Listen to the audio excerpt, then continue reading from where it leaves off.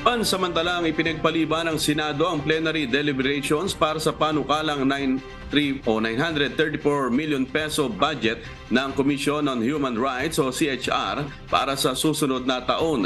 Ito'y kasunod ng pamumuna ni Senador Alan Peter Cayetano sa isang naunang pahayag ng CHR Executive Director at ngayon spokesperson Jacqueline De Guia na sumusuporta sa decriminalization ng abortion. Sinabi ni Senator Jinggoy Estrada na nagsisilbing sponsor ng budget ng CHR na sinabi ni De Guia na hindi niya sinusuportahan ang abortion kundi ang pagiging legal nito dahil sa mga peligrosong abortion na nakakaapekto sa buhay ng isang ina. Idinagdag niya na ang kasalukuyang komisyon ay wala pang stand hinggil dito at patuloy na nagsasagawa ng pag-aaral at tinitiyak na ito ay nagpapahalaga sa karapatan sa buhay na nakasulat sa konstitusyon. Ipinabot ni Estrada ang mosyon na ipagpaliban muna ang pagtatalakay sa budget hanggang sa magkaroon ng komisyon ng isang malakas na posisyon laban sa abortion.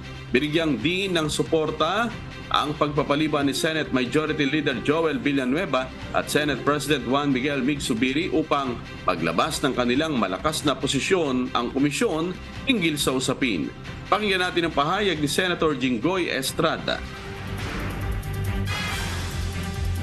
I move that we defer first the deliberation of the budget of CHR until they come with a stand against abortion, a strong stand against abortion.